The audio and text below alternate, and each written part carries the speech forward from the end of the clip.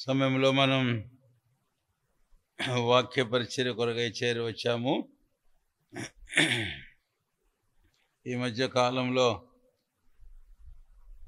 ఒక క్రమమైన రీతిలో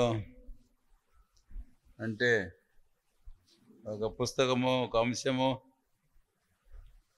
ధ్యానం చేసుకోవడం అనేది కొంచెం అరుదైంది.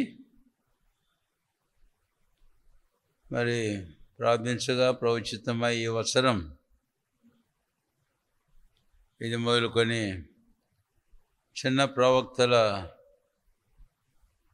గ్రంథంలో ఒక పుస్తకం ప్రభు ఇచ్చిన బయలుపరుపు నడిపింపు మేరకు ధ్యానం చేద్దామని తీర్మానించుకోవడం అయింది. అందుకని మనం జకర్యా గ్రంథం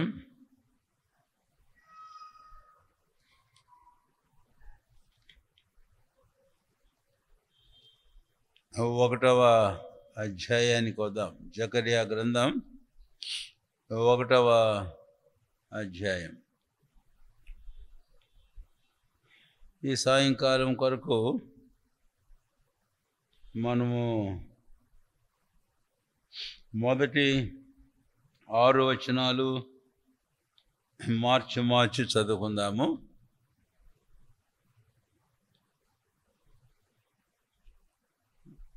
దర్యావేషు ఏలుబడి యందు 2వ సంవత్సరము 8వ నెలలో యెహోవా వాక్కు ప్రవక్తయు ఇద్దోకు పుట్టిన బెరక్యా కుమారుడునైన జకర్యాకు ప్రత్యక్షమై సెలవిచ్చినదేమనగా,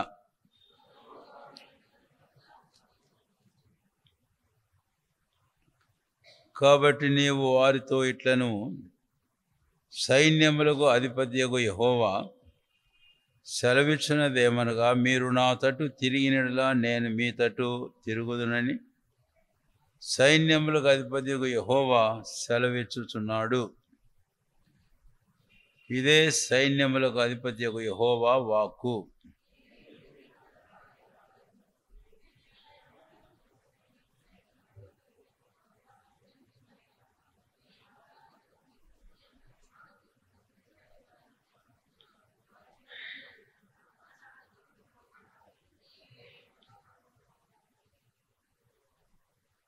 ఐదవ వచనం. నా మాట ఆలకించకపోయిరి. 5వ వచనం కదా, మీ పితరులు ఏమైరి? ప్రవక్తలు నిత్యము బ్రతుకుదురా?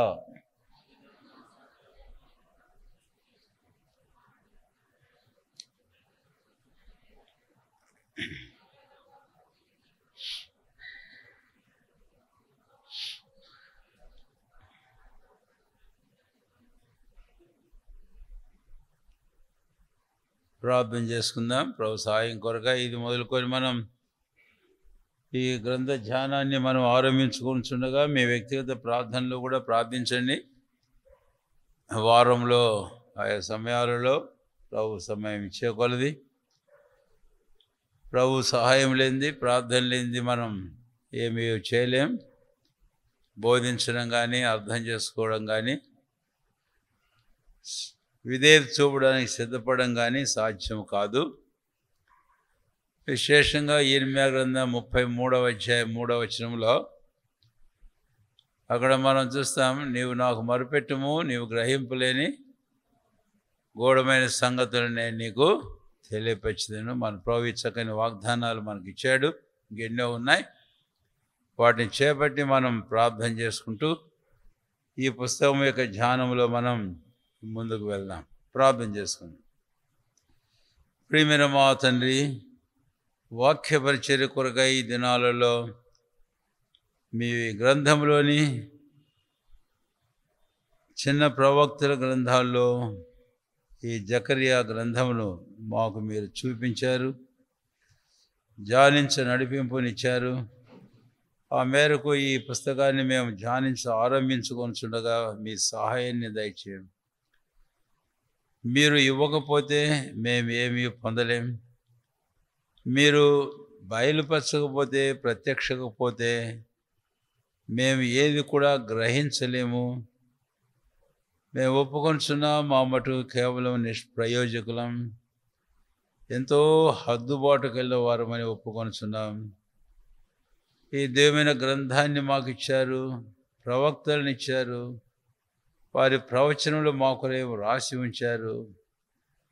అదే సమయంలో పరిశుద్ధాత్మని మాకు అనుగ్రహించి మాకు ఆయనను బోధకునిగా ఇచ్చి సర్వసత్యంలోనికి మమ్మల్ని నడిపిస్తాడని మీరు చెప్పారు. కనుక ప్రభువా, కనికరించం, మమ్మల్ని ఖాళీ చేయము, మీ రక్తంతో మమ్మల్ని కడుగుము. పరిశుద్ధాత్మని యొక్క అభిషేకం మాకు సమృద్ధిగా అనుగ్రహించు నాయనా. ఆత్మ ప్రత్యక్షత గల మనసు మాకు దయచేయము. లేఖనాలు గ్రహించినట్లు మా మనసులను తెరువుము. ఈ గ్రంథంలోని ప్రతి పుస్తకం, ప్రతి అధ్యాయం, ప్రతి వచనం, ప్రతి సందర్భం కూడా ఎంతో ప్రాముఖ్యమైందే. అర్థం చేసుకోవడానికి మా జీవితం అంతా చాలదు. ఈ లేఖనాలు ఉద్భవించిన నాటి నుంచి నేటి వరకు వాటి ధ్యానం చేస్తూనే ఉన్నారు, చదువుతూనే ఉన్నాం. కానీ ఏ రోజుకు ఆ రోజు అది క్రొత్తదిగానే మీ ఆత్మ ద్వారా మాకు బయలుపరుస్తున్నారు. కాబట్టి మీ వాక్యము గొప్ప నిధి గని కనుక మీ వాక్యం మీద మా మనసుంచి మేము మా మనసును లగ్నం చేసి మీ వాక్యమును మేము వ్యక్తిగతంగా కుటుంబాలుగా చదువుకోవడంలో, ధ్యానించుకోవడంలో మాకు సాయం చేయము. సంఘముగా వారానికి ఒక పర్యాయం వాక్య పరిచర్య కూడికనిచ్చారు. కనుక ఇక్కడ ఆయా సమయాల్లో అవసరం కొద్ది నిలబడే మీ దాసులైన వారందరినీ కూడా మీరు బలపరిచి మీ మహిమ కొరకై వాడుకొనండి. ఈ జకర్యా గ్రంథాన్ని ఆరంభించుకొంచునగా ఈ సమయం మాకు దీవించు, మాతో మీరు మాట్లాడమని యేసు ప్రభు వారి నామమును స్తుతించి ప్రార్థించి వేడుకొంచున్నాము తండ్రి. ఆమేన్. ఈ సాయంకాలం దాదాపుగా మనం ఈ పుస్తకము అలాగే జకర్యాను వచ్చిన ఉపోద్ఘాతం మాత్రమే మనకు టైం సరిపోతుంది. అది కూడా మనం క్లుప్తంగా మనం ధ్యానం చేసుకుంటూ పోతే కనుక ఈ విషయాలు కొన్నైనా ప్రాముఖ్యమైన సంగతులు మీరు గుర్తుంచుకోవడానికి, మీరు చదివేటప్పుడు మీరు గుర్తుంచుకొని జ్ఞాపం చేసుకోవడానికి వీలుగా ఉండేటట్లు మీరు కొన్ని చిన్న తలంపులైనా నోట్ చేసుకుంటూ ఉంటే అది మీకు మరి సహాయకరంగా ఉంటుందని నేను నమ్ముచున్నాను. సరే, ఇప్పుడు మనం ఆరంభిద్దాం. 1వ వచనం, దర్యావేషు ఏలుబడి యందు 2వ సంవత్సరం 8వ నెలలో యెహోవా వాక్కు ప్రవక్తయు ఇద్దోకు పుట్టిన బెరక్యా కుమారుడైన జకర్యాకు ప్రత్యక్షమై సెలవిచ్చిన దేమనగాని. మనము ఈ బైబిల్లో వరుస క్రమాన్ని బట్టి విశేషంగా ఈ చివరి ప్రవక్తలను గూర్చి, లేక ఇంకో పదం కలుపుతున్నాను, వీళ్ళను మైనర్ ప్రాఫిట్స్ అంటారు, అంటే చిన్న ప్రవక్తలు అని. కాబట్టి ఈ చిన్న ప్రవక్తల్లో జకర్యా 11వ వాడు, 12వ వాడు మలాకి, 10వ వాడు వచ్చి హగ్గయి. కాబట్టి 12 మంది చిన్న ప్రవక్తలు ఉన్నారు. మనకు బైబిల్లో గమనిస్తే 4 పెద్ద ప్రవక్తలు, 12 మంది చిన్న ప్రవక్తలు ఉన్నారు. ఆ 4 ఎవరు అంటే ఇంకా అలాగా ప్రవచించిన వారు లేకుండా ఏం పోలేదు. కానీ అయితే మనకు బైబిల్లో లిఖితమైనటువంటి వారిని గురించి మనం చెప్పుకుంటున్నాం. మనము యెషయాతో ఆరంభిస్తే యెషయా 1, 2వ వాడు యిర్మీయా, 3వ వాడు ఎజ్కియేలు, 4వ వాడు దానియేలు. ఈ 4 పెద్ద ప్రవక్తలు అని అంటారు. కాకపోతే పెద్ద ప్రవక్తల పుస్తకాలు 5 ఉన్నాయి. యెషయా 1, యెర్మయా 1, మధ్యలో విలాప వాక్యములు వచ్చాయి. ఆ తర్వాత యెహెజ్కేలు, డానియేలు వస్తారు. పుస్తకాలను బట్టి పోతే 5 పుస్తకాలు ఉన్నాయి. ప్రవక్తలు బట్టి చూస్తే 4 ఉన్నారు. మరి ఆ మధ్యలోది విలాప వాక్యములు ఎవరి వలన? అది ప్రవక్త అయిన యెర్మయా ద్వారానే రచించబడినటువంటి పుస్తకం విలాప వాక్యములు అనేది. కాబట్టి ఈ 5 పుస్తకాలు మనం చూస్తే 4 పెద్ద ప్రవక్తలు, వారి పేర్లు మనం చెప్పుకున్నాం. అక్కడ నుంచి మనం వెళితే ఇక హోషేయ దగ్గర నుంచి మలాకీ దాకా 12 మంది ప్రవక్తలను మనము చూస్తాం. 12 మంది ప్రవక్తలు. కనుక ఆ 12 మందిలో ఇప్పుడు మనం ధ్యానం చేయబోతున్నటువంటి జకర్యా 11వ వాడు అని. అయితే ఇప్పుడు మనం మొదటి వారి విషయానికి మనం వస్తే హోషేయ, చిన్న ప్రవక్తల్లో మొదటివాడు హోషేయ. ఆ తర్వాత ఒకవేళ ఆ పేర్ల అర్థం కూడా ఇప్పుడే చెబితే బాగుంటుంది అనుకుంటాను. కనుక హోషేయ అనగా యావే సేవ్స్ అని అర్థం.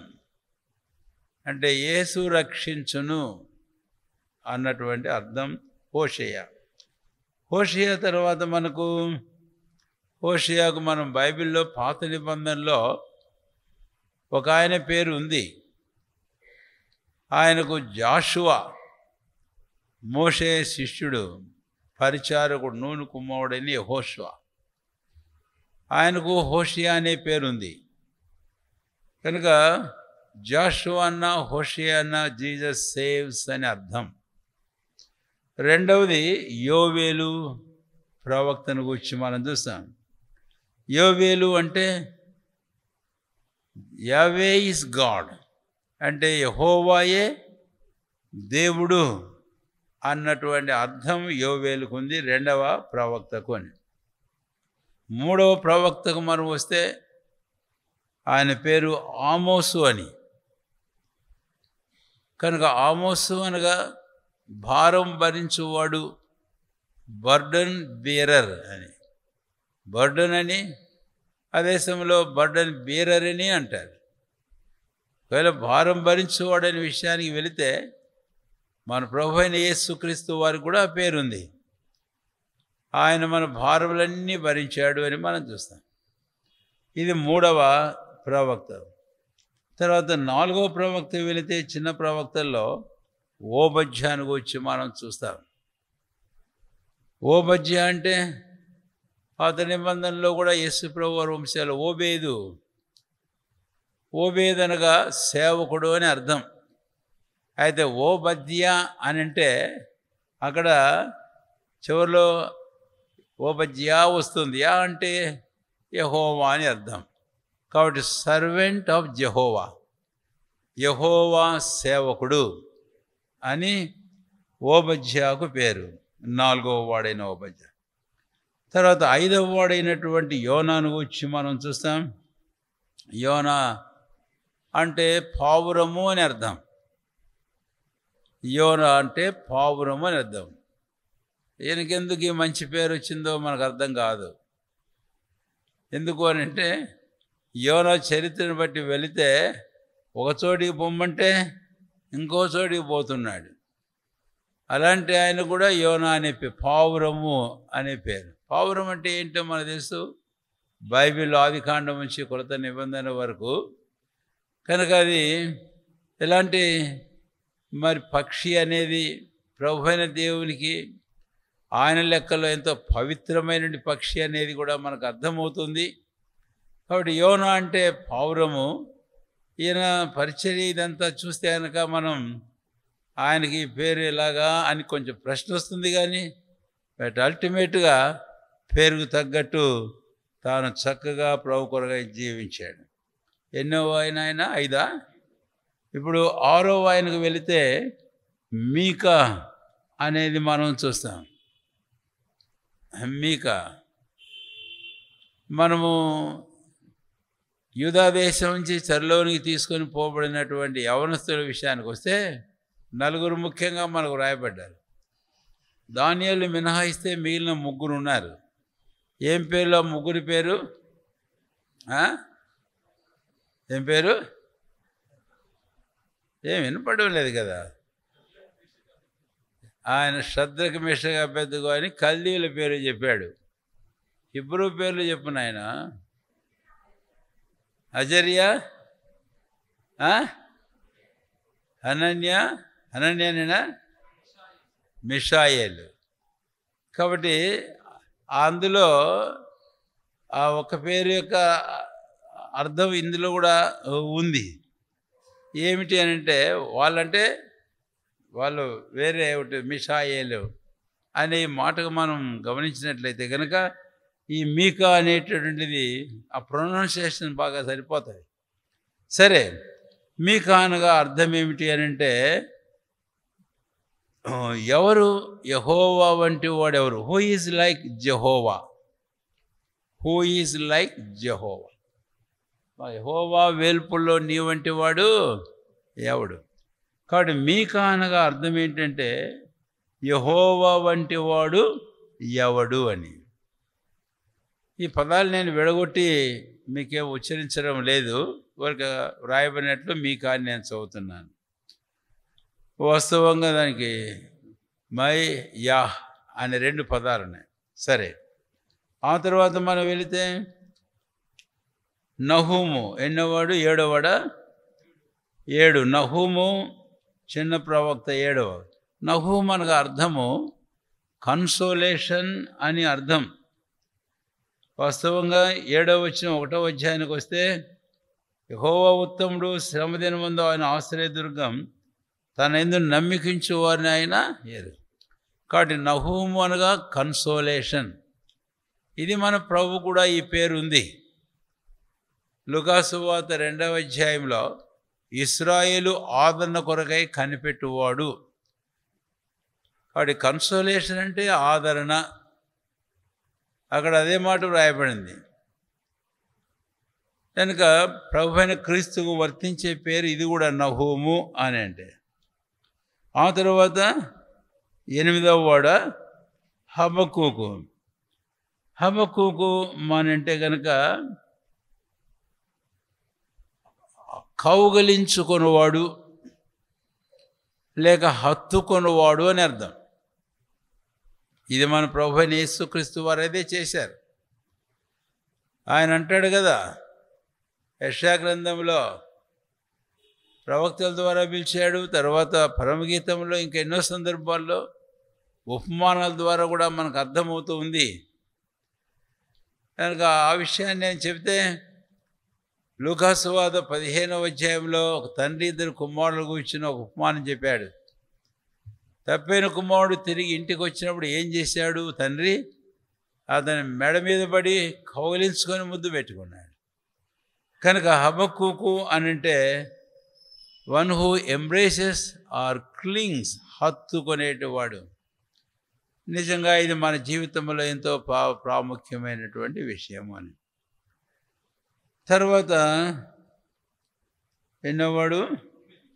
9వ వాడు జఫన్యా. జఫన్యా అని అంటే hidden of God, hidden by God or hidden of God, దేవుని చేత దాచబడిన వాడు అని అర్థం.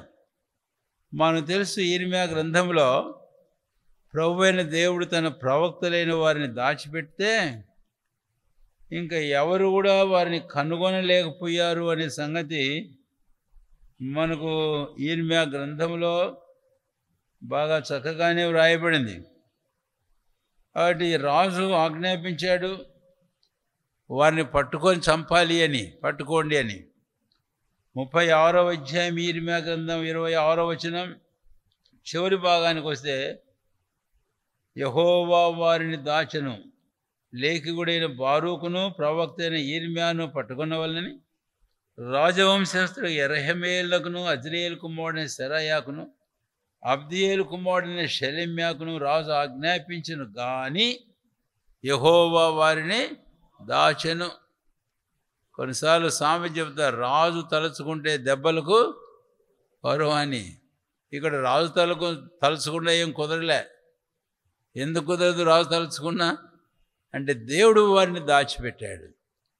కాబట్టి మన దేవునికున్న పేర్లలో అది ఒక పేరు, యేసయ్యకున్న పేర్లలో అది ఒక పేరు. కాబట్టి ఆయన మనల్ని దాచెడివాడు అని. మనము క్రీస్తునందున్న వారంగా దాచబడిన వారు. కొలస్సీ 3వ అధ్యాయంలో 2-3 వచనాలలో మీ జీవము క్రీస్తుతో కూడా దేవుని యందు దాచబడి ఉన్నది అన్నాడు. పాత నిబంధనలో దావీదు అంటాడు, కీర్తన గ్రంథం 32వ అధ్యాయము 6వ వచనం, చివరిలో 7వ వచనం, ఆయన నా దాగుచోటు అని. కనుక మన ప్రభువైన యేసుక్రీస్తు వారికి ఈ పేరు కూడా వర్తిస్తూ ఉంది. ఏ పేరు అది? జఫన్యా.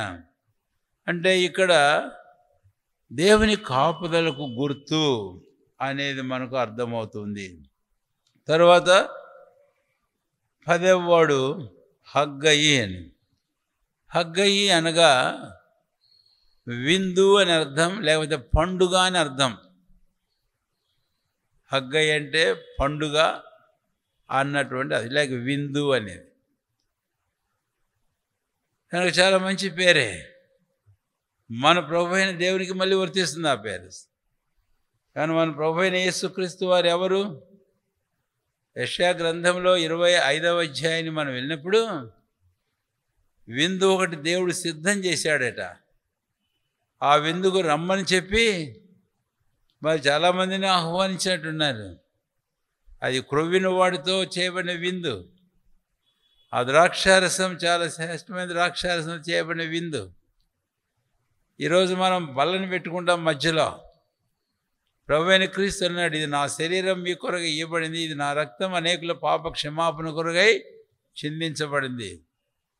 కాబట్టి లార్డ్స్ టేబుల్ అంటాం. కనుక ప్రభువైన యేసుక్రీస్తు వారు ఆయన మనకు విందు, ఆయన మన పండుగ. అంటే ఆ పండుగ అంటే ఏమిటి? సామెతల గ్రంథం 15వ అధ్యాయం 15వ వచనంలో ప్రతిదినము మనకు ఏంటంటే పండుగే, సంతోష హృదయునికి అని అంటాడు. కనుక ప్రతిదినం కూడా మనకు పండుగే ఆయన మన సాలమనిటీ.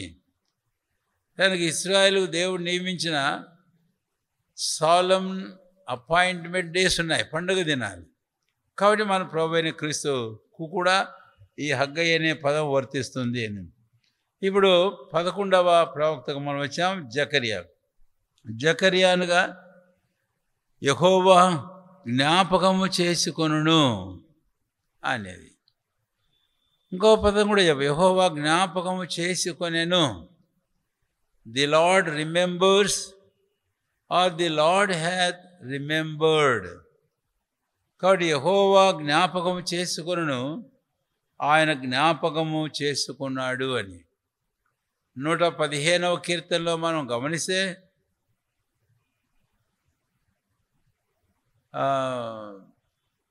12వ వచనంలో మనం చూస్తాం, దేవుడు మమ్మల్ని మర్చిపోలేదు అన్నటువంటి మాట చదవడం దయచేసి. యెహోవా మమ్మల్ని ఏం చేయలేదట? మర్చిపోలేదు. దేవుడు మర్చిపోయేవాడు కాడు, యెహోవా మమ్మల్ని మర్చిపోలే. కాబట్టి ఇది కూడా మన ప్రభువైన యేసుక్రీస్తు వారికి వర్తించే పేరే, జకర్యా అనే పేరు కూడా. ఆయన మర్చిపోయేవాడు కాడు.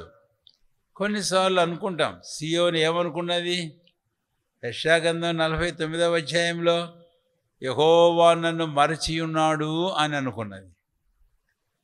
అయితే ప్రభువైన దేవుడు అంటాడు, స్త్రీ తన వడ్డానమును మరచున, తల్లి తన చంటి బిడ్డను మరచునా, మరచినా మరచునేమో కానీ నేను నిన్ను మరువును అని అన్నాడు. కాబట్టి ఇది వాస్తవం. ఈ పేరు మన ప్రభువైన యేసుక్రీస్తు వారికి ఎంతో వర్తించేదిగా మనం చూస్తాం. కనుక ఇది 11వ ప్రవక్త. ఇప్పుడు 12వ ప్రవక్తకు మనం వచ్చాం. 12వ ప్రవక్త మలాఖీ అని. కనుక ఈ చిన్న ప్రవక్తల్లో 12వ వాడు మలాకి. మలాకి అనగా అర్థం ఏమిటి అని అంటే మై మెసెంజర్. నేను మళ్ళీ ఒక మాట జ్ఞాపం చేస్తున్నాను. హీబ్రూ భాష ప్రకారం చూస్తే పేరు 2 పదాలు ఉంటున్నాయి. అయితే మనకు తెలుగు బైబిల్లోకి వచ్చాడు మలాకి అని రాశాడు. అయితే 2 పదాల కలయిక మలాకి అని. మలా అంటే మెసెంజర్ అని అర్థం, వర్తమానికుడు. కీ అంటే ఇది నాకు, మై మెసెంజర్. కాబట్టి మలాకి అనగా నా వర్తమానికుడు అర్థం, మై మెసెంజర్ అని. ఆ మెసెంజర్ ఎవరు అనే విషయానికైనా మనం వస్తే ఇక్కడే 3వ అధ్యాయం మలాకి గ్రంథం 1వ వచనంలో మనం చూస్తాం. ఇదిగో నాకు ముందుగా మార్గం సిద్ధపరచుటకై నేను నా దూతను పంపుచున్నాను. మీరు వెదకుచున్న ప్రభు అనగా మీరు కోరు నిబంధన దూత తన ఆలయమునకు హఠాత్తుగా వచ్చును. ఇదిగో ఆయన వచ్చుచున్నాడని సైన్యములకు అధిపతియగు యెహోవా సెలవిచ్చుచున్నాడు అని. కాబట్టి ఇక్కడ మనం చూస్తాం 3వ అధ్యాయంలో నా దూతను పంపుచున్నాను, నేను నా దూతను పంపుచున్నాను. ప్రభువైన దేవుడు అంటున్నాడు మలాకితో. ఇక్కడ మలాకి పేరు యొక్క అర్థం చూస్తాం, నా దూత, మై మెసెంజర్. మనం ప్రకటన గ్రంథం 7 సంఘాల విషయానికి వెళితే ఆ 7 సంఘాల గురించి దూత అనే వాడాడు. ఎఫెసులో ఉన్న సంఘపు దూతకు, దూత కనుక వర్తమానికునికి అని అర్థం, మెసెంజర్ అని. కాబట్టి ఇక్కడ ప్రభు అంటాడు నా దూతను, ఐఎమ్ సెండింగ్ మై మెసెంజర్. ఎవరండి ఆ దూత, ఎవరండి ఆ వర్తమానికుడు? ఆయనే మన ప్రభు అయిన యేసుక్రీస్తు వారు, పంపబడిన వాడు. అందుకే యేసయ్యకు సిలోయం అని పేరు, అనగా పంపబడిన వాడు అని అర్థం. కాబట్టి ఆయన దూత, తండ్రి అయిన దేవుడు ఆయన్ను పంపాడు. ఆ సంగతి మనకు చాలా సందర్భాల్లో చదువుతాం. కనుక ఈ 12 పేర్లు కూడా మన ప్రభు అయిన యేసుక్రీస్తు వారికి ఎలాగా వర్తిస్తున్నాయో చాలా అద్భుతం కదండి, చాలా అద్భుతం. అందుకనే చిన్న ప్రవక్తలు 12 మంది, 12 మంది పేర్లను బట్టి చూస్తే ఆ పేర్లన్నీ మన ప్రభు అయిన యేసుక్రీస్తు వారికి వర్తించేవిగా ఉన్నాయి. కనుక వీరు 12 మంది. అయితే ఇప్పుడు మనము జకర్యాకు ఈ ప్రవక్తల విషయానికి మనం వచ్చేటప్పుడు ఇంకొక ప్రాముఖ్యమైన సంగతి మనం మనసులో ఉంచుకోవాలి.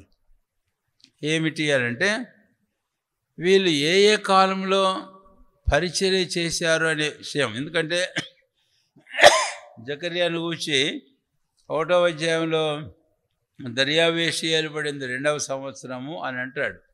అందుకని వీళ్ళ కాలాన్ని బట్టి మనం గమనించినట్లయితే వాళ్ళని గూర్చి ఇలాగా సంబోధించవచ్చు అని. ముందుగా ఈ మాట చెబుతాను. ఇప్పుడు ఇశ్రాయేలు యూదా జనాంగం వారు చెరలోనికి తీసుకొని పోబడ్డారు అన్న సంగతి మనకు తెలుసు. బైబిల్ స్పష్టంగా చెబుతుంది. 12 గోత్రాలలో ముందు 10 గోత్రాలు వారు అనే ఇశ్రాయేలీలు అషూరు చెరగా తీసుకొని పోబడ్డారు. ఆ తర్వాత అది క్రీస్తుపూర్వం దాదాపు 700 సంవత్సరాల కాలంలో, ఆ తర్వాత క్రీస్తుపూర్వం 600 సంవత్సరాల కాలంలో యూదా జనాంగం 2 గోత్రాల వారు, యూదా బెన్యామీన్, ఈ 2 గోత్రాల వారు చెరలోనికి తీసుకొని పోబడ్డారు. ముందు 10 గోత్రాల వారు క్రీస్తుపూర్వం 7వ శతాబ్దంలో అషూరు చెరగా తీసుకొని పోబడితే, తర్వాత యూదా యెరూషలేము వీళ్ళు చెరపట్టబడి ఈ 2 గోత్రాల వారు బబులోనుకు కల్దీల దేశానికి చెరగా తీసుకొని పోబడ్డారు. కాబట్టి ఈ తలంపు కేంద్రంగా మనం గమనించినట్లయితే ఈ ప్రవక్తలలో కొంతమంది వారిని గూర్చి ఈ మాట మనం వాడచ్చు. దాదాపుగా 12 మంది ప్రవక్తలు కదా. అందులో 6 ప్రవక్తల గురించి మనం గమనించినట్లయితే ఇలాగా చెప్పచ్చు వారిని గురించి.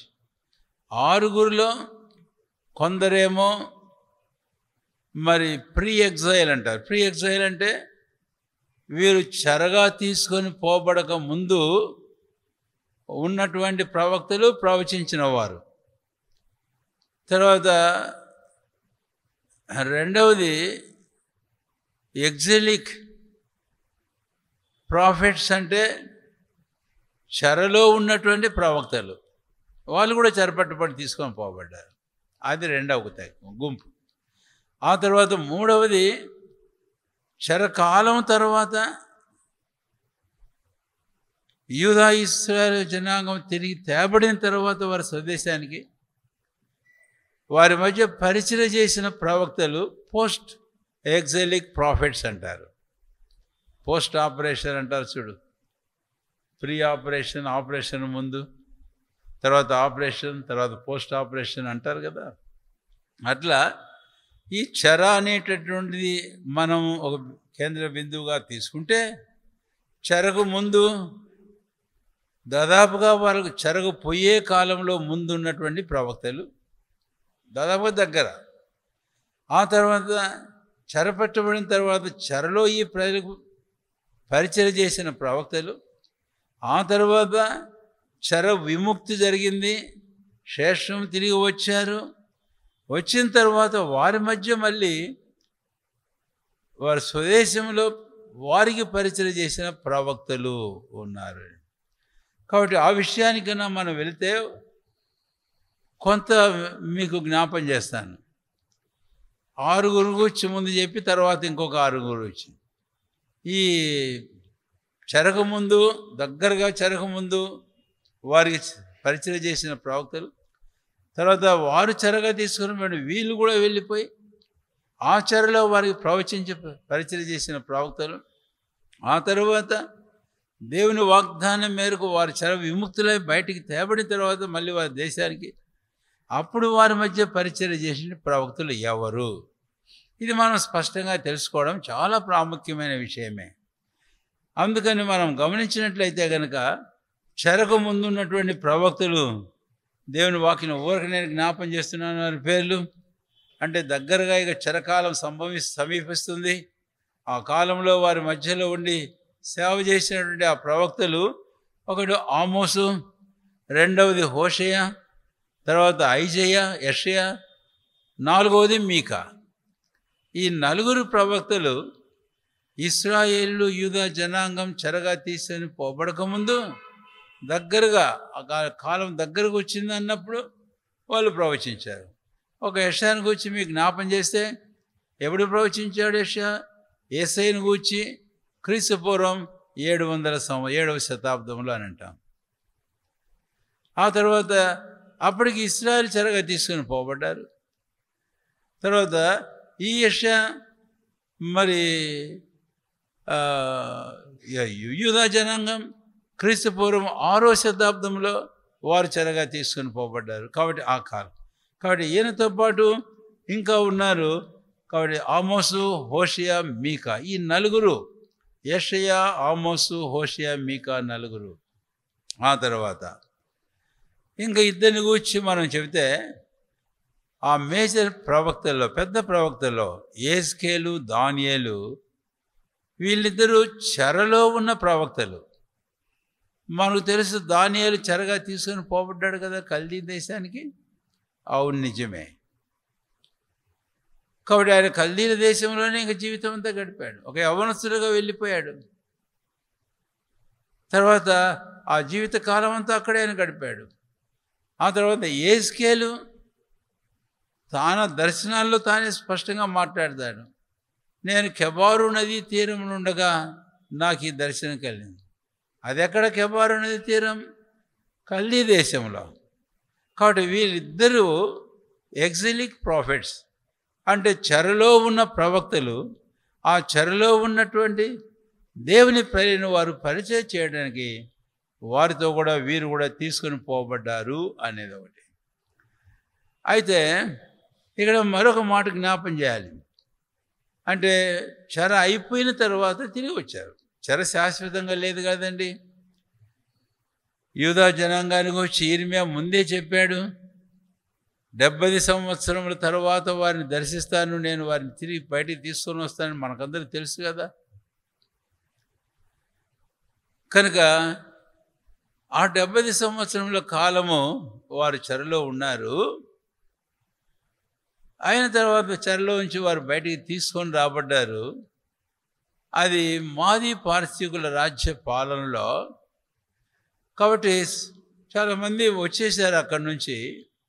వచ్చేసిన తర్వాత అలాంటి ప్రజలకు వారి స్వదేశంలో వారి మధ్య ఉండి పరిచర్య చేసినటువంటి వారు పోస్ట్ ఎగ్జిలిక్ ప్రాఫిట్స్ అంటారు.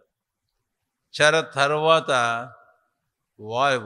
చెరలో నుంచి శేషం విడుదల చేయబడిన తర్వాత మన తెలుసు 126వ కీర్తనలో ఏమని, సియోనుకు తిరిగి వచ్చిన వారిని యెహోవా చెరలో నుంచి విడిపించినప్పుడు మన నోటి నిండా నవ్వుండెను, మన నాలుక ఆనందం.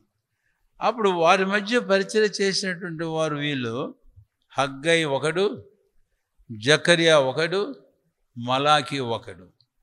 కాబట్టి ఈ ముగ్గురు తిరిగి వచ్చిన శేషానికి స్వదేశంలో వారి మధ్య ఉండి ఈ ముగ్గురు వారికి పరిచర్య చేశారు అనేది మనకు స్పష్టమవుతుంది.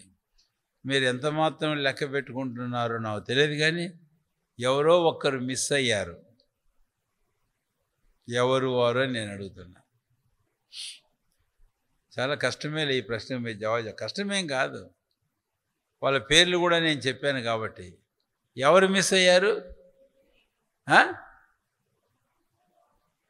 చెప్పండి, తప్పేం లేదులే. ఎవరు మిస్ అయ్యారు? ఎవరు? జఫన్యా, ఓబద్యా మిస్ అయ్యారా? మిస్ అయిన వాళ్ళు ఇంకా ఉన్నారు, 6 ఉన్నారు ఇంకా మిస్ అయిన వాళ్ళు. సరే, నేను వాళ్ళకు చెబుతా. అయితే చెరకు తీసుకొని పోబడిన చెరకు సంబంధించిన వాళ్ళు ఒక్కడు మిస్ అయ్యాడు. ఆ మాట అడిగితే బాగుండేది. రైట్, చెరకు సంబంధించి మిస్ అయిన వారిలో ఒక ప్రవక్త ఉన్నాడు. ఇప్పుడు చెప్పండి, ఎవరు ఆ ప్రవక్త? యిర్మీయా. రైట్,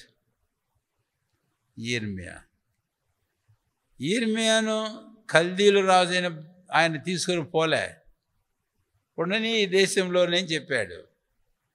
ఆ తర్వాత ఇశ్రాయేలు వారు యిర్మీయా దగ్గరికి వచ్చి, నువ్వు ప్రార్థన చెయ్య మా కోసం, ఈ కల్దీయులు ఇలాగా చేశారు కదా, మరి మేము దేశంలో ఉండాలనా? మేము దేశంలో వదిలిపెట్టి మేము ఐగుప్తుకు పారిపోతాం. అయినా యెహోవా యొద్ద నువ్వు ప్రార్థన చేసి విచారించి మాకు చెప్పు సంగతి అని అంటే, యిర్మీయా గ్రంథం 41, 42 అధ్యాయాల్లో మీరు గుర్తుంచుకోమని చెప్పాను కదా, అంతే. కనుక అక్కడ మనం చూస్తే అప్పుడు వాళ్ళ మాట ప్రకారం యిర్మీయా దేవుని దగ్గర వెళ్ళి ప్రార్థన చేస్తే ప్రభువైన అయిన దేవుడు చెప్పాడు, వారికి తేటగా చెప్పాడు యిర్మీయాతో. యిర్మీయా వెళ్ళి వారు చెప్పాడు, ఐగుప్తుకు పోనే పోవద్దు, ఐగుప్తు గన మీరు పోతే ఐగుప్తులోనే మీరు చస్తారు అని బహు స్పష్టంగా చెప్పాడు వారితో. యిర్మీయాతో చెప్తే యిర్మీయా వెళ్ళి వారు చెప్పాడు. అప్పుడు వాళ్ళు తిరగబడి ఏమన్నారు, మమ్మల్ని నువ్వు ఏదో ఇబ్బంది పెట్టాలని, మమ్మల్ని ఇంకా పూర్తిగా పోయిన వాళ్ళు చెరకు మనం అప్పగించి నష్టం చేయాలని చూస్తున్నావు, కాబట్టి నీ మాట సత్యం కాదు, నువ్వు అబద్ధం చెబుతున్నావు, కాబట్టి మేము ఐగుప్తు వెళ్ళిపోతామని చెప్పేసి వెళ్ళిపోయారు. వెళ్ళిపోయేవారు వెళ్ళిపోకుండా ఈయనను కూడా తోడుకొని పోయినారు. ఎవరిని? యిర్మీయాను. అది యిర్మీయా సంగతి. సరే, ఇప్పుడు ఆ పెద్ద ప్రవక్తలు 4 చెప్పుకున్నాము, వాళ్ళ చెరకు సంబంధించి. చిన్న ప్రవక్తల్లో 6 గురించి మనం చెప్పుకున్నాము చెరకు సంబంధించి. అయితే ఇంకా 6 ఉన్నారు. వాళ్ళు ఎవరు అనే విషయానికైనా మనం వస్తే కనుక, ఒకటి జోయల్, యోవేలు, రెండవది ఓబద్యాన్ని చూస్తాం, అంతేకాదు మూడవది యోనాను చూస్తాం, నాలుగవది నహూమును చూస్తాం, ఐదవది హబక్కుకును చూస్తాం, ఆరవది జఫన్యాను చూస్తాం. 6. కనుక ఈ 6 చిన్న ప్రవక్తలే. అయితే వీళ్లకు చెరకు సంబంధం ఉన్నట్టు లేదు. వీళ్ళు చెరకు చాలా కాలం ముందు వాళ్ళు పరిచర్య చేసినట్లుగా మనకు అర్థమవుతుంది బైబిల్లో. ఇందాక మనం చెప్పుకున్నాం, ఇశ్రాయేలు 10 గోత్రాల వారు క్రీస్తు పూర్వం 7వ శతాబ్దంలో షూరు కొనిపోబడితే, యూదా అనబడిన వారు యెరూషలేము నుంచి క్రీస్తు పూర్వం 6వ శతాబ్దంలో వారు కల్దీల దేశానికి చెరగా తీసుకొని పోబడితే, ఆ కాలంలో సంబంధించి ప్రవక్తలు ఎవరో మనం చూసాం. పెద్ద ప్రవక్తలు 4 అక్కడ ఉన్నారు. ఆ తర్వాత చిన్న ప్రవక్తలు కూడా అక్కడ ఉన్నట్లుగా మనకు స్పష్టమవుతా ఉంది అని. జస్ట్ చెరకు ముందు, చెరకాలంలో, విముక్తి తర్వాత. అయితే మిగిలిన 6 ఈ చిన్న ప్రవక్తల పేర్లు ఇప్పుడు మనం చెప్పుకున్నాం కదా. వీళ్ళు మనము చూస్తే కొంతమేరకు దాదాపు క్రీస్తుకు పూర్వం 9వ శతాబ్దం నుంచి దాదాపు 8, 7వ శతాబ్దం వరకు వారి సేవా పరిచర్యను గూర్చి బైబిల్లో కొంత మేరకు మనకు అర్థమవుతుంది. అందుకనే వీరికి చెరకు సంబంధం లేదు. ఇది ఈ ప్రవక్తలకు వచ్చినటువంటి సంగతి. ఇక ఒక్కొక్కరిని గురించి మనం ధ్యానం చేసినప్పుడు ఇంక మిగిలిన విపులంగా సంగతులు మనం చూడవచ్చు. ఇంతవరకు మీరు దయచేసి గుర్తుంచుకోవాలని మీకు మనవి చేస్తున్నాను.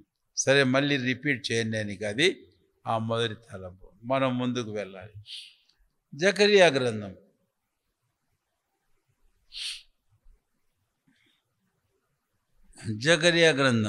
జకరియా 11th ప్రాఫిట్ అని మనం చెప్పుకున్నాం. సరే, అది అయిపోయింది. ఇక 2వ తలంపుకు మనం వస్తాం. ఇప్పుడు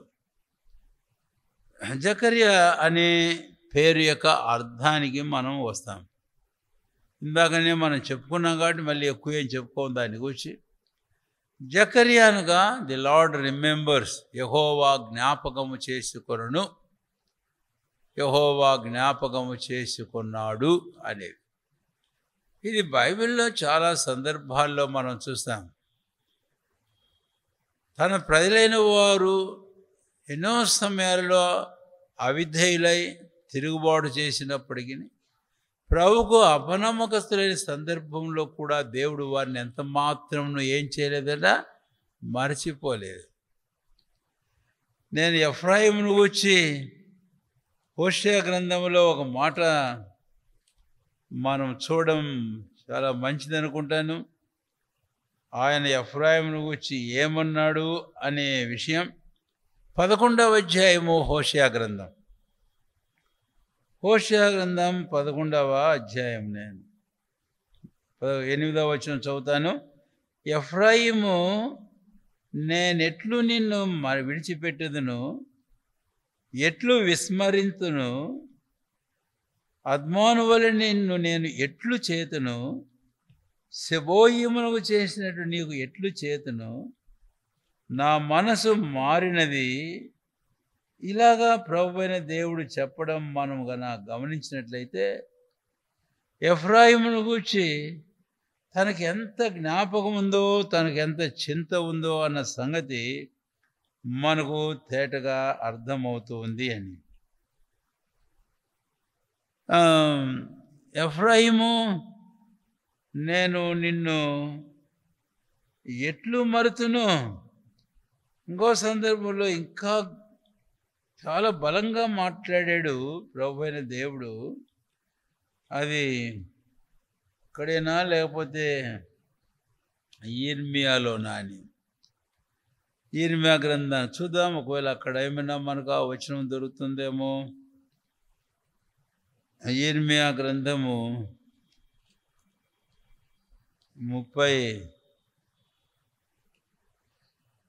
31వ అధ్యాయము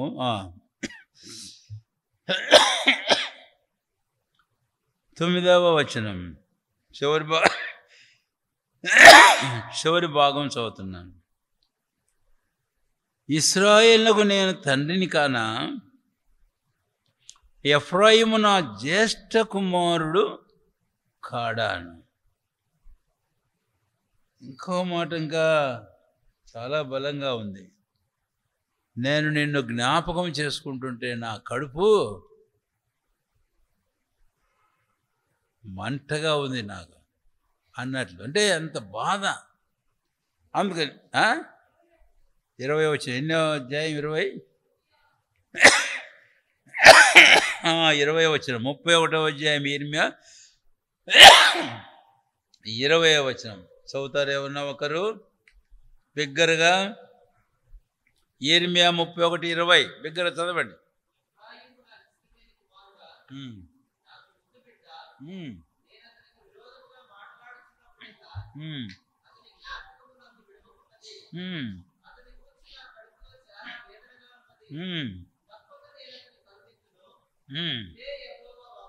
చూసారా?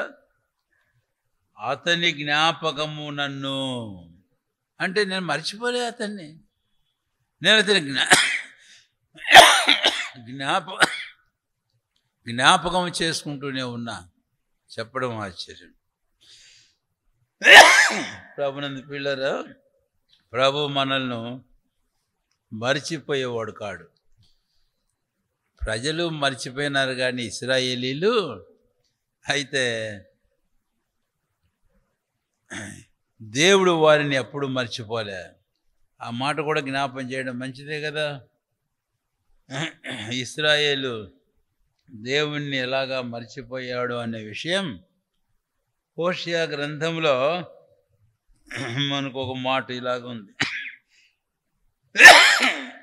ఈ ఫ్యాన్ తగ్గించయా?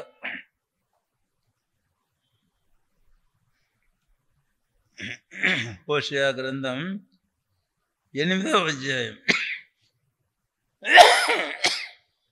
14వ వచనం.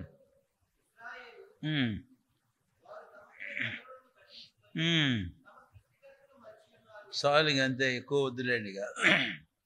తమ సృష్టికర్తను ఏం చేసి ఉన్నారట?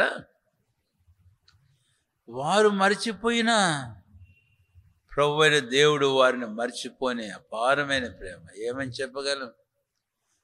ఈరోజు అది మన విషయంలో కూడా వాస్తవమే. చాలాసార్లు మనం మర్చిపోతాం. వారు యెహోవాను మర్చిపోవడమే కాదండి, యెహోవా వారి పితరులకును వారికి చేసిన కార్యములు కూడా మర్చిపోయినారు. కీర్తనల గ్రంథంలో మనం చూస్తాం 107వ అధ్యాయంలో ఎన్నో పర్యాయాలు మనం మర్చిపోతాం, కానీ ప్రభు మనల్ని మర్చిపోడు. ఆయన కార్యాలు మర్చిపోతాం, కానీ మన విషయమై ప్రభు ఉద్దేశించిన కార్యముల గురించి ఎంత మాత్రము మర్చిపోడు. సరే, మనము ఇక్కడ ఒక చిన్న మాట చెప్పి నేను 3వ తలంపుకు వెళ్తాను. జకర్యానుగా యెహోవా జ్ఞాపకము చేసుకున్నాడు అని. ఇప్పుడు ఈ 75 సంవత్సరాల చిరకాలం ప్రవక్త అయిన ఇర్మియా ద్వారా చెప్పబడింది కదా. ఇది ఎలా ఉంది అని అంటే, వారి చిరకాలము, అందుకే వాళ్ళు అన్నారు యెహోవా మమ్మల్ని మర్చి ఉన్నాడని, కానీ మర్చిపోలేదు. అది ఎట్లా ఉంది అంటే, వారు ఈ దేశానికి ఆ దేశానికి ఇంకా దేశాలు చెదిరిపోయిన సందర్భాలు ఎలా ఉన్నాయి అని అంటే, అవి వారి సమాధుల్లాగా ఉన్నాయి. వారు చెదిరిపోయిన దేశములు వారికి సమాధుల్లాగా ఉన్నాయి. అందుకనే వారు అన్నారు, ఎక్కడ? యెహెజ్కేలు గ్రంథం 37వ అధ్యాయం 10-11 వచనాలు. మా ఎముకలు ఎండిపోయినవి, మా ఆశ విఫలమాయను, మేమిక రక్షణ పొందుదామా అని అనుకున్నారు. కానీ ప్రభు అయిన దేవుడు వారి విషయమై ఏమైతే ఉద్దేశించాడో మర్చిపోలే. ఈ సందర్భంగా 2 ప్రవక్తలు జ్ఞాపం చేస్తాం. ఒకటి డానియేలు, ఆ తర్వాత రెండవది ఇంకొక ప్రవక్తను గురించి కూడా మనం చూస్తాం. డానియేలు గురించి ఏమని చెప్పుకుందాం. 9వ అధ్యాయంలో దానియేలు యూదా జనాంగానికి నియమించబడినటువంటి 70 సంవత్సరాల చెర సమాప్తము కావచ్చినదని ప్రవక్త అయిన యిర్మీయా గ్రంథం ద్వారా తెలుసుకున్నవాడై ప్రార్థన చేయడం ప్రారంభించాడు.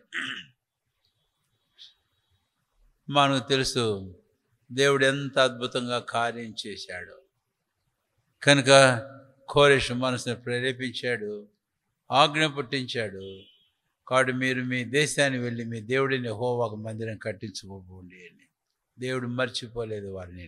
సరే, ఇప్పుడు మళ్ళీ జకరియా పేరు యొక్క అర్థాన్ని బట్టి మనం ఆ మాట చెప్పుకున్నాం. కూర్చున్న మనం ఎవరం కూడా ప్రభు నన్ను మర్చిపోయి ఉన్నాడని ఎప్పుడు అనుకోకూడదు. అయితే మనం ప్రశ్నించుకోవాల్సింది, నేను ప్రభుని మర్చిపోయానా?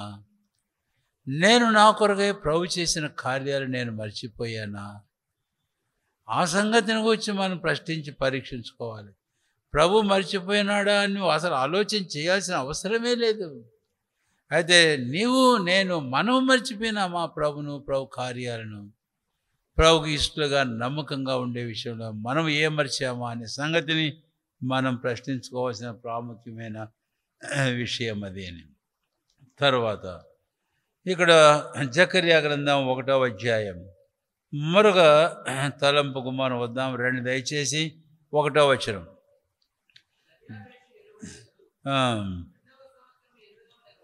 కాబట్టి ఇక్కడ దర్యావేషు ఏలుబడి యందు అనే మాటను మనం చూస్తాం. నేను ఇంకొక వచనం మీకు జ్ఞాపం చేస్తే ఒక తేడా ఉంది. నేను మిమ్మల్ని అడిగితే మీరు చెప్పాలి. యెషయా గ్రంథం 6వ అధ్యాయం 1వ వచనం చదవండి మీరే. యెషయా గ్రంథం 6వ అధ్యాయం బిగ్గరగా. ఇక్కడ రాజైన ఉజ్జియా మృతి నొందిన సంవత్సరం. చాలండి, ఇంకెక్కువద్దు. అక్కడ ఇంకా ఒకరిద్దరి పేర్లు ఉన్నాయి. ఇక్కడ రాజైన ఉజ్జియా మృతి నొందిన సంవత్సరం యెషయా. అర్థమైందా? అయితే జకరియా గ్రంథం 1వ అధ్యాయం 1వ వచనం వెళ్తే దర్యావేషు ఏలుబడి యందు 2వ సంవత్సరం 8వ నెల. ఏంటి వ్యత్యాసం ఇక్కడ?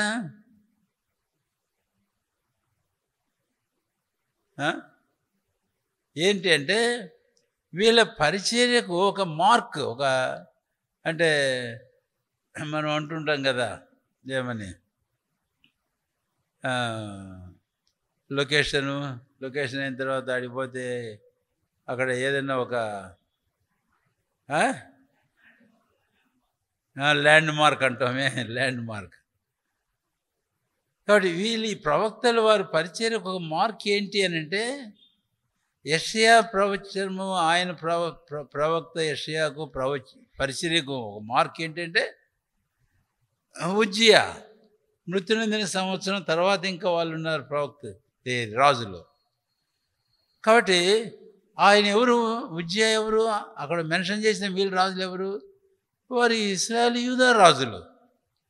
అయితే ఇక్కడ జకరియా ప్రవక్త తన పరిచర్య ఎక్కడి నుంచి మార్క్ చేయబడుతుంది అంటే, ఎక్కడి నుంచి మార్క్ చేయబడుతుంది? దర్యావేషు ఏలుబడిలో 2. అక్కడి నుంచి మార్క్. ఇతను ఒక అన్య దేశస్థుడు. మరి ఆ రాజు యొక్క పేరు మెన్షన్ చేసి జకరియా యొక్క పరిచయను గూర్చి మరి ఆరంభించబడి ఏంటి? ఇక్కడ మన ప్రశ్న రావాలి. ఈ వ్యత్యాసాన్ని గురించి మిమ్మల్ని అడిగితే మీరు చెప్పలే. సరే, ఇప్పుడు ఈ మాట చెప్పుకున్న తర్వాత ఎందుకని యెషయా దగ్గరనేమో ఆ రాజులు, వారి రాజుల యొక్క పేర్లు, ఈ జకరియా దగ్గరనేమో మరి వారు కాకుండా ఒక అన్యుడైన రాజు ఒక మార్క్గా చెప్పబడుతున్నాడు, ల్యాండ్ మార్క్గా చెప్పబడుతున్నాడు? ఏంటి కారణం? ఏంటి కారణం అని అంటే హోషేయ గ్రంథం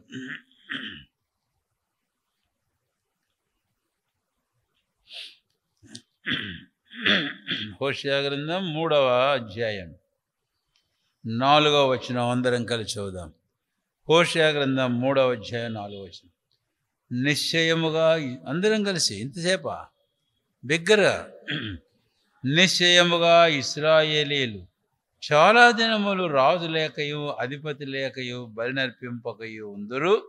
దేవతా స్తంభము కానీ ఏఫోదు కానీ గృహదేవతలు కానీ ఉంచుకొన ఉందురు. ఆ తరువాత ఇశ్రాయేలు తిరిగి వచ్చి అని అన్నాడు.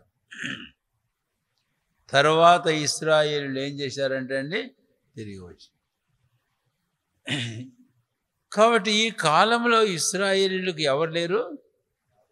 రాజు లేడు. నిజమే. మనము 1వ సమూయేలు గ్రంథం కన్నా గమనిస్తే తర్వాత చివరిలో ఆ దినముల యందు ఇశ్రాయేలుకి ఎవరు లేరట? రాజు లేరు. కాబట్టి ఈ పీరియడ్లో ఈ ప్రవక్త ఈ పరిచర్య ఆరంభించిన ఈ పీరియడ్లో ఇశ్రాయేలుకి ఎవరు లేరు? రాజు లేడు. అది రాజు లేని కాలం, వారికి ఒక అధిపతి లేనటువంటి కాలం ఇది. ఇది చాలా విచారకరమైన విషయం. రాజు లేకపోతే జనులు చెప్పరే, వారు కట్టులేక తిరిగారు. ఎవడి మార్గాన్ని వారు వెళ్ళిపోయారు. ఆ తర్వాత అధిపతి అనేటువంటి వారు లేకపోతే వారికి ఇక ఆలోచన చెప్పగలిగిన వారు ఎవరు లేరు.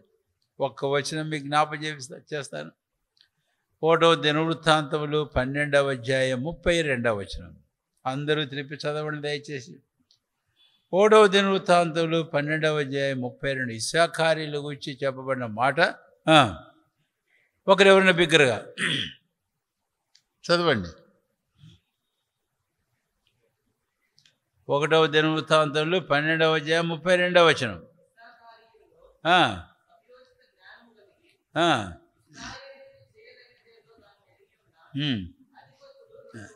అది ఇశ్శాఖారీయుల్లో ఎవరున్నారంట?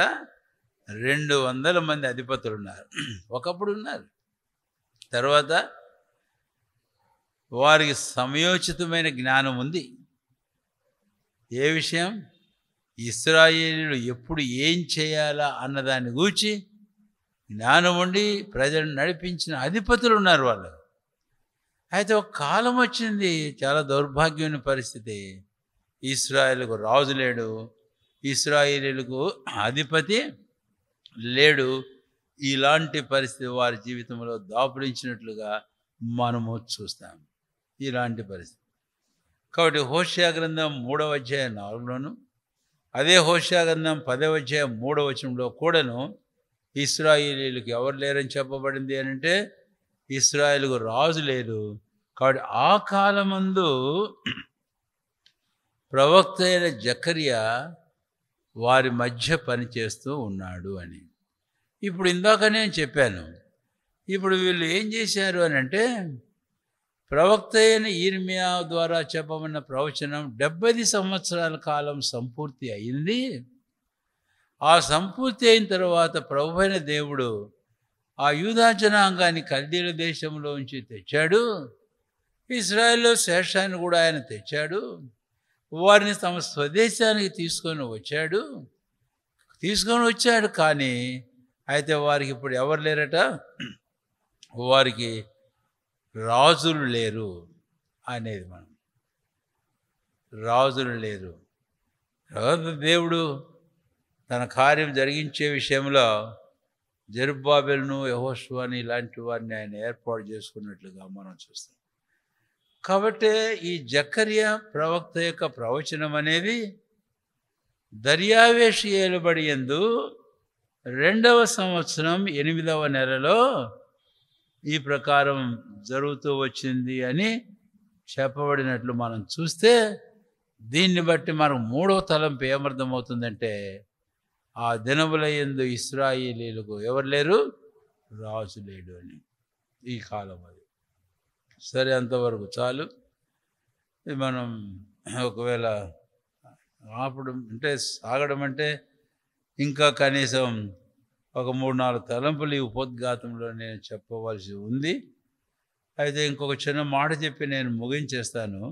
ఒకవేళ ఇలాంటిది మళ్ళీ కొంత రిపీట్ చేయాల్సి వస్తుంది నెక్స్ట్ బైబిల్ స్టడీలో కూడాను. 1వ అధ్యాయము జకర్యా గ్రంథం రండి దయచేసి.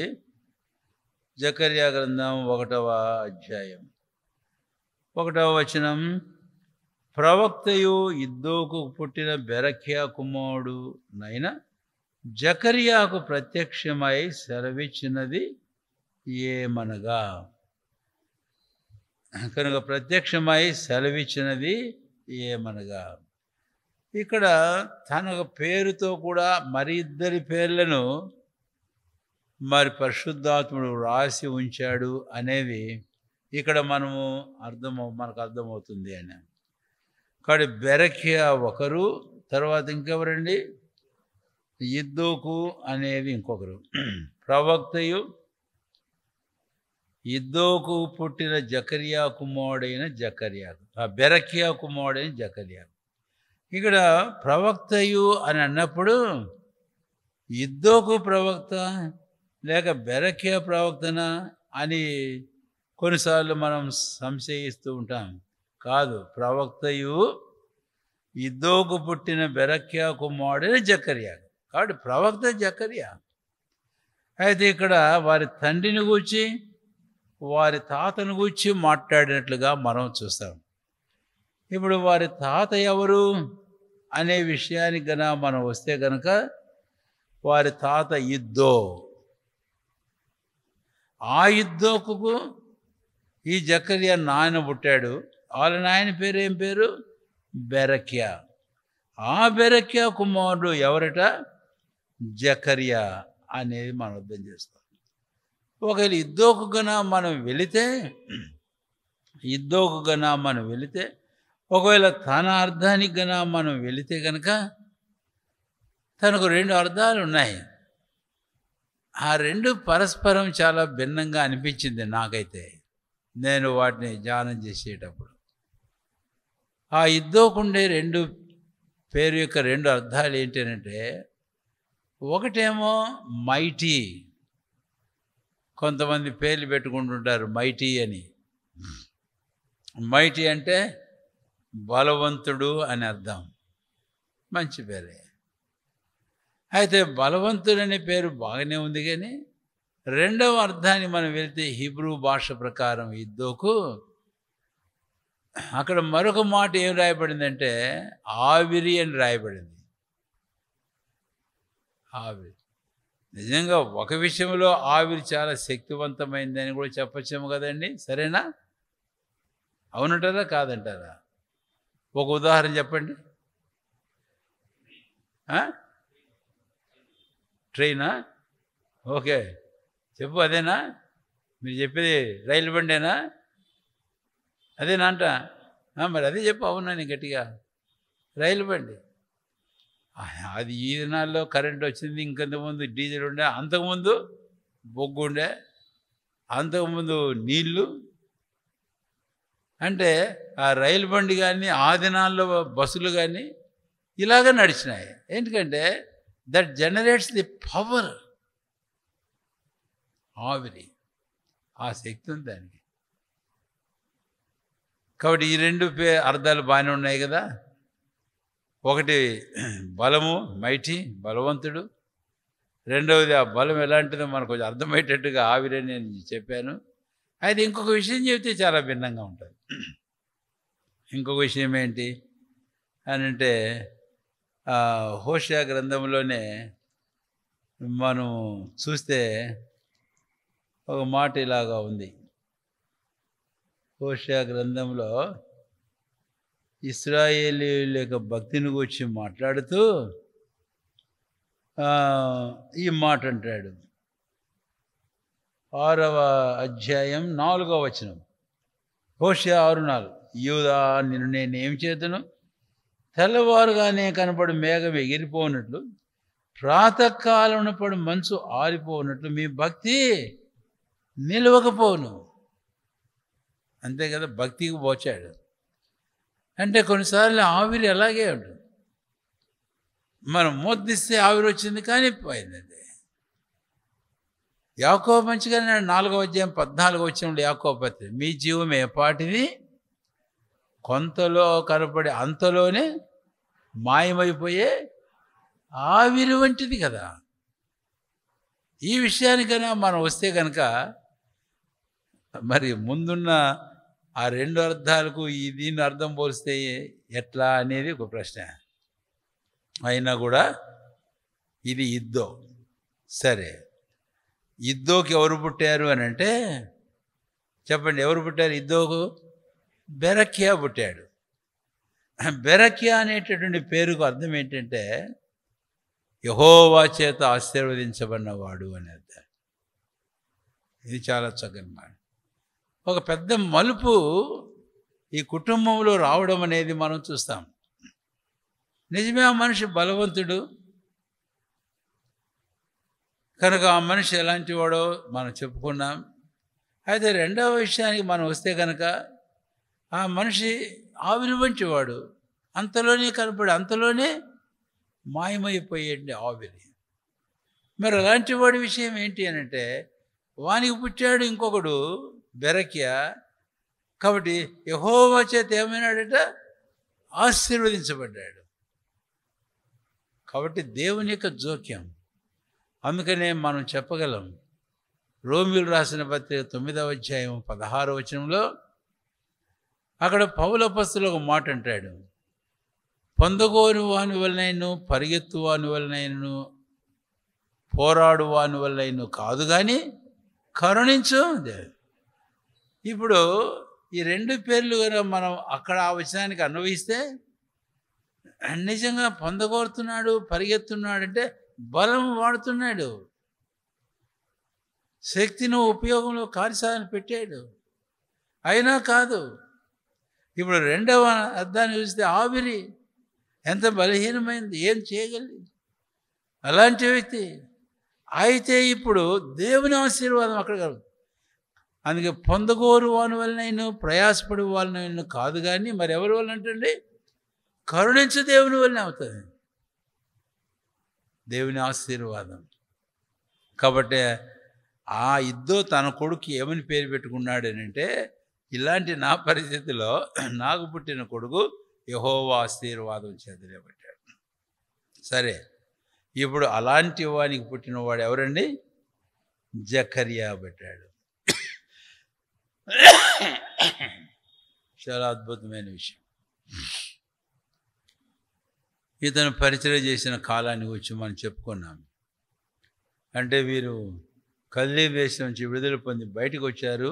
వారి మధ్య ఇప్పుడు జకర్యా పనిచేస్తుంటప్పుడు he was and symbol of the God's mighty power and God's mighty blessings. అంటే ఈ జకర్యా అనే ఈ పేరు కలిగిన ఈ వ్యక్తి దేవుని గొప్ప బలము శక్తికిని దైవ ఆశీర్వాదాలకును ఒక గుర్తుగా ఉన్నాడు, ఒక సింబల్గా ఉన్నాడు. ఎట్లా చెప్పనా? దేవుడు మిమ్మల్ని జ్ఞాపం చేసుకున్నాడు. ఇలాంటి వారుగా ఉన్నప్పుడు దేవుడు మిమ్మల్ని జ్ఞాపం చేసుకున్నాడు.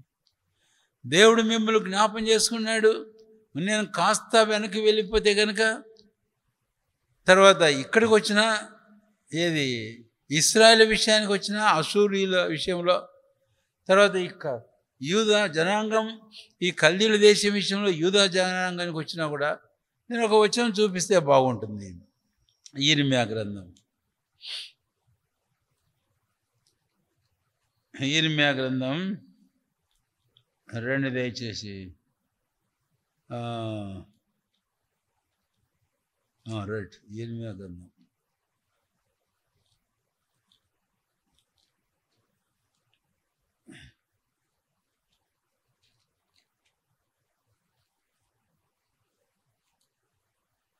50వ అధ్యాయము,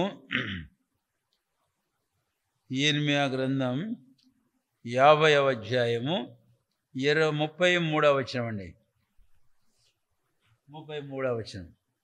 సైన్యములకు అధిపతి యెహోవా సెలవిచ్చుచున్నాడు, ఒకడును తప్పకుండా ఇశ్రాయేలు వారును యూదా వారును బాధింపబడి.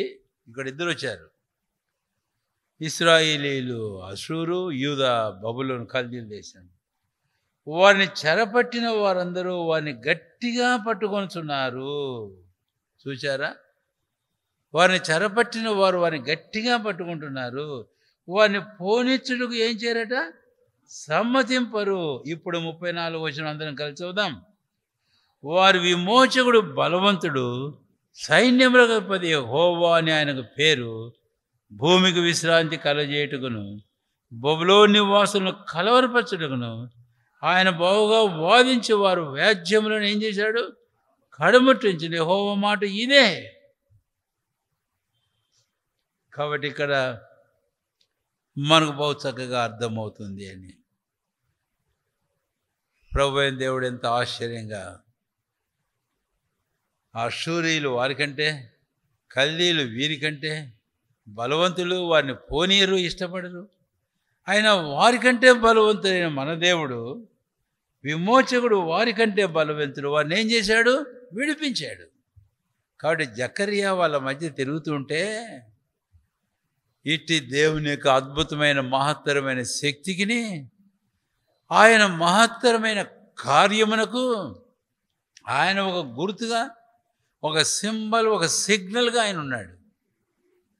ఇది విషయం. ఈ పేర్లను బట్టి నేను ఆ తలంపు మీతో పంచుకున్నాను. ప్రభువైన దేవుడు తన ఆశ్చర్యమైన కార్యాలన్నిటికీ ఏం పెట్టాడు చెప్పండి? జ్ఞాపకార్థ సూచన పెట్టాడు. మనకు తెలుసు, వారిని ఐగుప్తులోంచి బయటికి తీసుకొని వచ్చేటప్పుడు యెహోషువ తీసుకొచ్చి పెట్టిన రాళ్ళు అక్కడ ఎందుకు ఇవి అని అంటే, దేవుడు తన మహాబలం చేత మీ పితరులను ఐగుప్తు దేశం నుంచి అలాగ విడిపించాడు. రాబో తరం వారు వీటి వల్ల తెలుసుకుంటున్నాడు. కాబట్టి జకర్యా తన పేరు యెహోవా జ్ఞాపకం చేసుకున్నాడు. కాబట్టి ఆయన చూస్తుంటే, ఆయన జనాల్లో తిరుగుతుంటే దేవుడు మమ్మల్ని జ్ఞాపం చేసుకున్నాడు. ఆ తలంపు వారి హృదయంలో ఉండాలి. కాబట్టి కొంతమేరకు ఉపద్ఘాతం పూర్తి చేయలేకపోయినాం, ఇక్కడే మనం ఆపుతాము. ప్రభుత్వం అయితే నెక్స్ట్ టైం మిగిలిన దాన్ని మనం చూడడానికి ప్రయత్నం చేస్తాం. ఈ సంగతులు మనం నోట్ చేసుకోవాలి, గుర్తుంచుకోవాలి. ఆ టైంలో కొంచెం తిరిగేస్తూ ఉండండి, చదువుతూ ఉండండి, జ్ఞాపకం చేసుకుంటూ ఉండండి, ప్రార్థన చేసుకుంటాం.